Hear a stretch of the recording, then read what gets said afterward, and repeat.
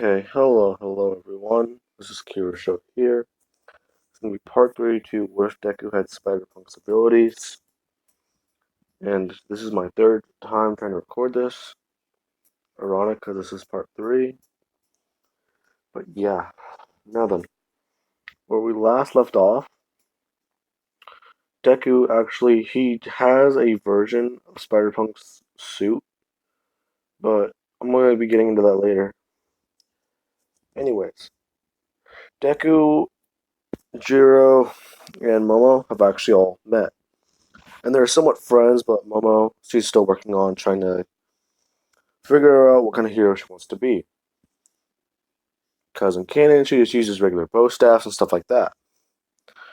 But in this time, she's actually going to be using guns. Now, she would actually go along with Deku and Jiro to the entrance exam.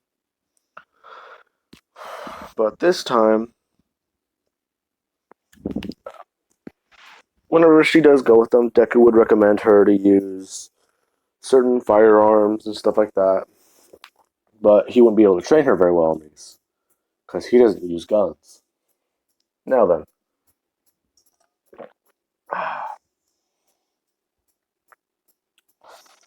She would actually reject the recommendation, or she would actually. No. She would reject the recommendation. She would reject the recommendation and actually go with Jiro and Momo to the entrance exam. Now then, whenever they do go, Deku, he would ace pretty good on the intelligence part. Well, he would almost. Well, not he would trip. Whenever they're all three of them walking in, everyone's looking at Deku.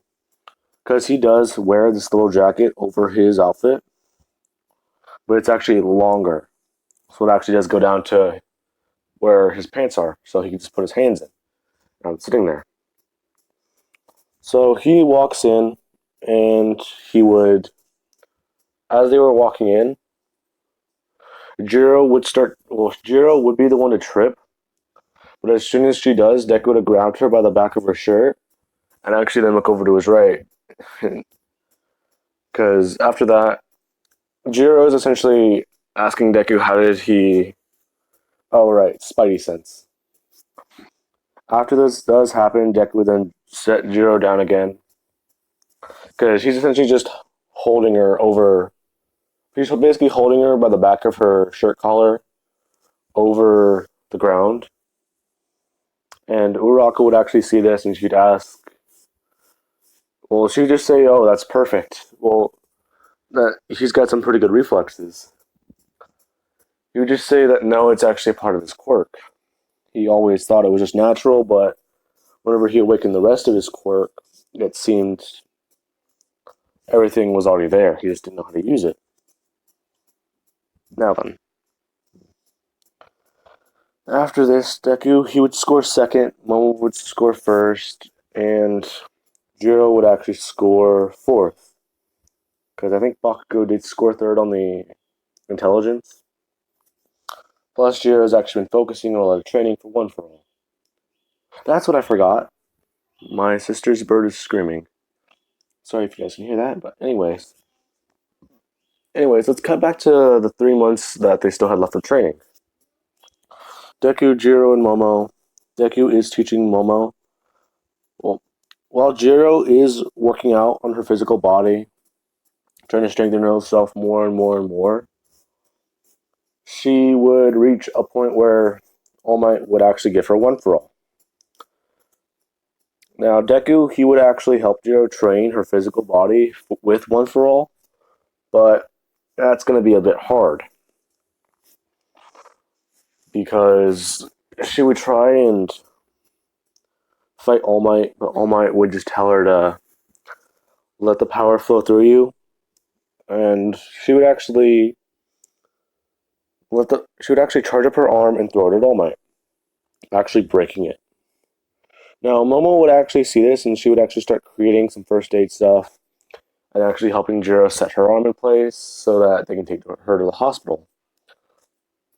All Might would be confused, and Deku would say that One For All might have evolved again, because he passed it on to another person. So he doesn't exactly know how much stronger it gets, but All Might would just say, "Oh, that's easy. It gets this time stronger."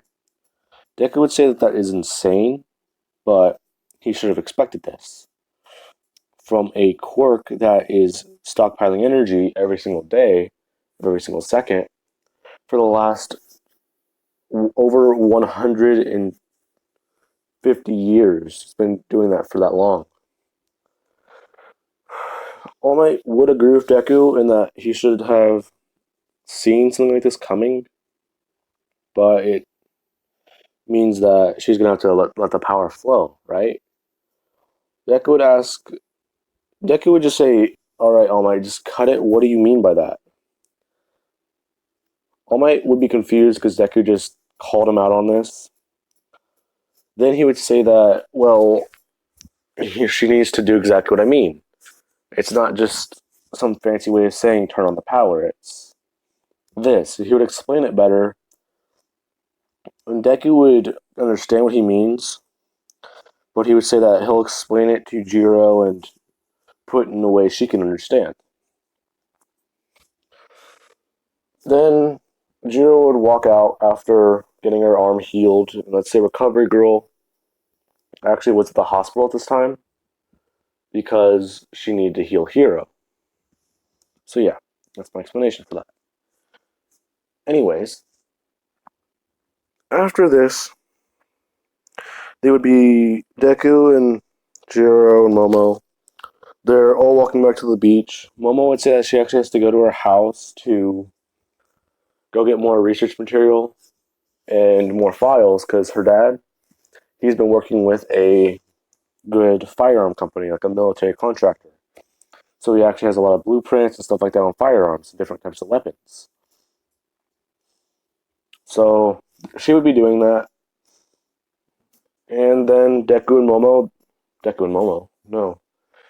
Jiro are walking back to the beach. And as they're walking, Deku would say that All Might tried explaining to him how to use One for All. She would ask what he means by that, and he would say that you just turned it on and left it. You just turned the quirk on and off, didn't you? She would say, yeah, isn't that what she's supposed to do?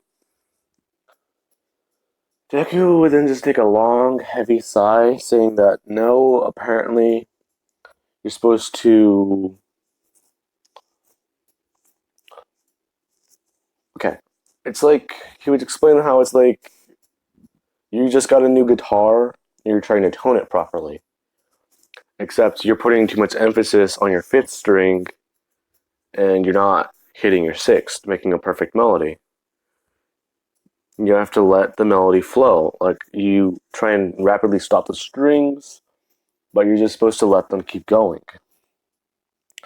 Now, Jiro would, ask Deku what he means by that, and he would say it's exactly what it sounds like.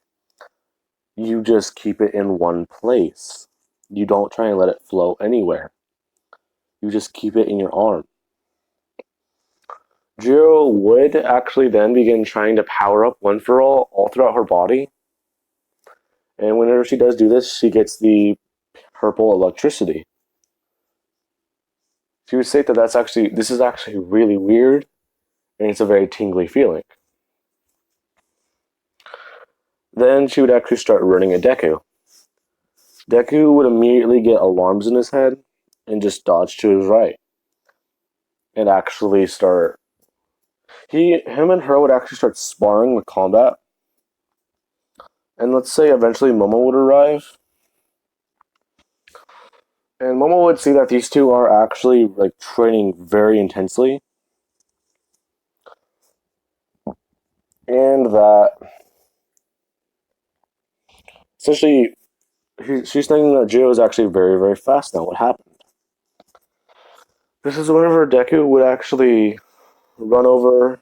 Well, they would actually be still fighting, but Deku, as he's dodging, he explained that she kept the power centered in one place, but now she's letting it go everywhere.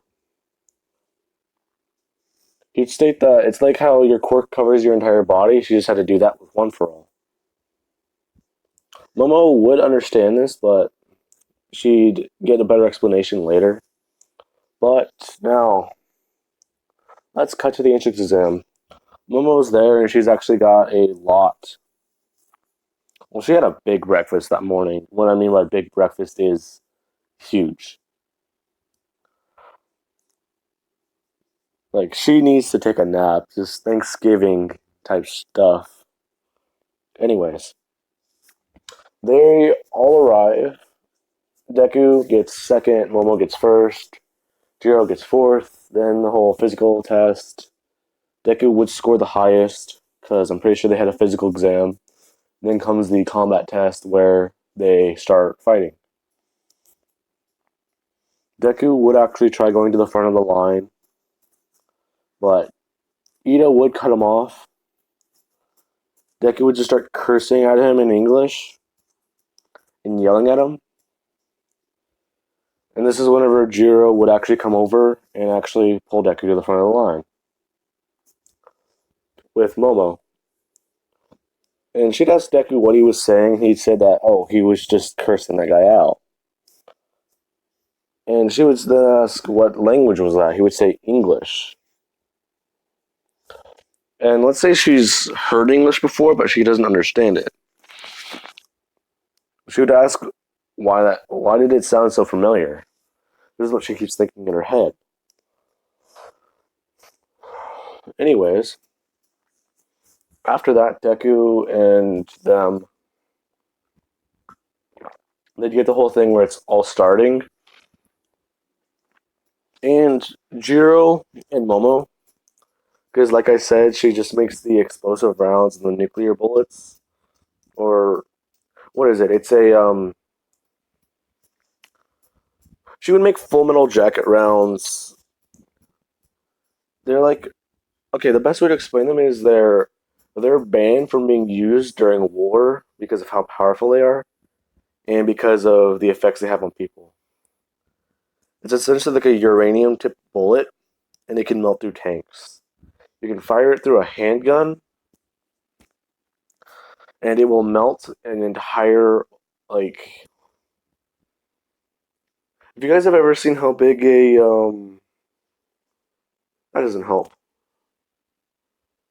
Well, I was gonna say something. If you guys have ever seen how big an Xbox is whenever it's laying down, or how big a okay, it just punches a giant hole through the tank, basically. That's the best way I can explain it. But she'd be using explosive bullets and all this, and Jiro's actually doing her whole. She's doing a form of flying with her quirk, but it's more like hovering. So she's just moving very, very fast, along with One for All. And Deku's actually swinging around, actually punching through robots. He's also kicking through them. And a lot of people would see that Deku is essentially being surrounded by robots. And they're thinking that that guy is really, really cocky because he's not even paying attention. This is whenever Deku would actually take out the robot closest behind him on his left, hit the one on his right, and then the one in the middle. The one in the middle behind him, he would actually turn his arm around without looking at it, swing a web at it, and then bring it over his head and smash it into the one in front of him, and then just sweep it around, clearing out the other ones around him. Everyone would realize that he's not cocky, he just knows what he's doing. After that, the zero pointer would arrive and Deku would see it as a good form of strength. Well, a good way to show his strength. Because he's been training to the point where he could lift the 10-ton weights Momo made for him with a little bit of ease. Because they're actually very heavy and give him a proper way to train. Because everything else he's ever tried was just far too easy. He could lift 500 pounds on a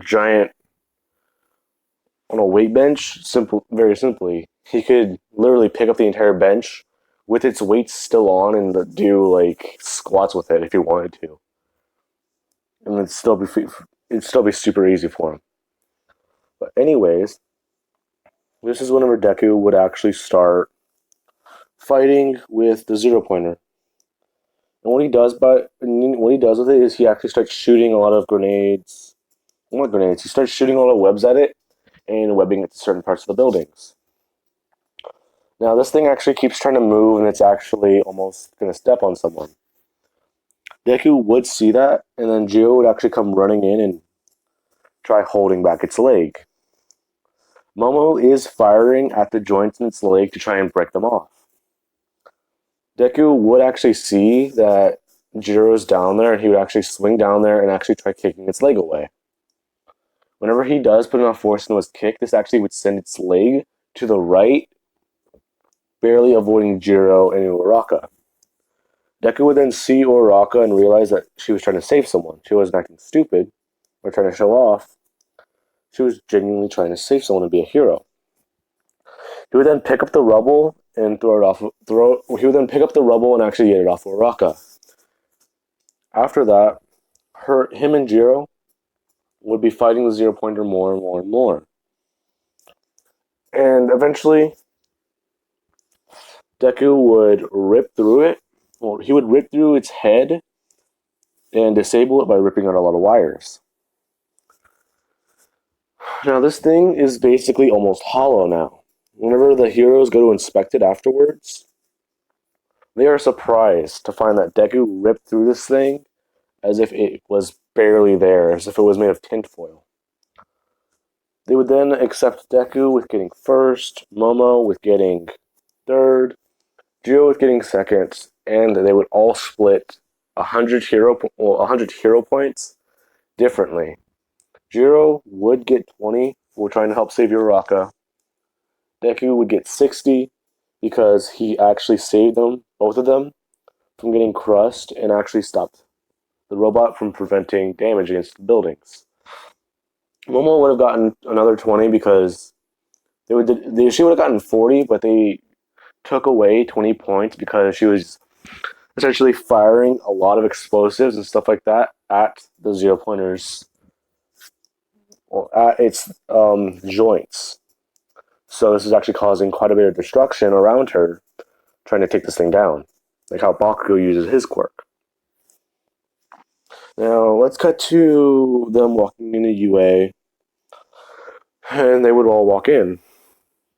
People would be looking and staring at all three of them when they do walk in, because they're essentially the three people in the entrance exam that scored the highest. Momo nearly surpassed All Might's score. Jiro did surpass All Might's score. And Deku surpassed Jiro's score. Now then, Tenya Ida would actually come running up to Deku and apologize for him for interrupting him during the combat test, saying that he is sorry and he's kind of had a misunderstanding. Deku would tell Ida that, oh, it's cool, he kind of forgot about that. But, alright. Ida would feel insulted because of how easy Deku shook him off, but realized that he kind of was focused on the whole test. Now then, after this, Ochako would walk in and actually see these three and actually thank them for saving her life. Bakugo would say that what's so special about them, and Ida would actually say, you didn't know? These are the top 3 people who scored on the practical exam. Or these 3 scored the highest, especially that guy over there. Bakugo wasn't paying attention to him, but whenever he actually looks at him, he realizes that that's the guy who saved him last year. He would then yell at him, saying that there's no way you can be stronger, or there's no way you beat me. And then Deku would look at him and say, oh, it's you. Who are you again? This is whenever Bakugo would shout at him that he's Bakugo Katsuki, the future #1 hero, and he's going to surpass all of you, you stupid, what's it called? What was the insult he said to Class 1B and everyone? You stupid extras, that's it. That's perfect. And Deku would say, Bakugo Katsuki? Wait, Kachan? This is whenever Bakugo would actually freeze for a second, and he would ask him, "There's no way." This is whenever he would say, "Izuku Midoriya." Now then, these two would walk up to each other and actually stare each other down. And yeah, that is whenever President Mike, Eraserhead, my God, my God, okay, Eraserhead would interrupt them and say that, yeah, there's no time for that. And this is whenever these two start shouting at each other and actually start like they would shake each other's hands and actually start like being friendly with each other. Because Deku essentially saved Bakugo from having that whole being weak and having people look down on him for a point in his life. He would have saved him from that life, like that part of his life, literally and mentally. So Bakugo actually just he sees himself as more powerful, but he will treat people with respect if they are, if he thinks they should deserve it. Basically, like a normal person. If they're rude or if they're annoying, he doesn't care about them. But if they just don't care and they actually act cool, he kind of finds that great. Anyway, I'm going to be cutting this part short and actually start recording the next part. Because, ah, crap, yeah, okay. Okay, I'll get that done right now. Alright. You guys have a good day, and I hope you guys enjoyed the video.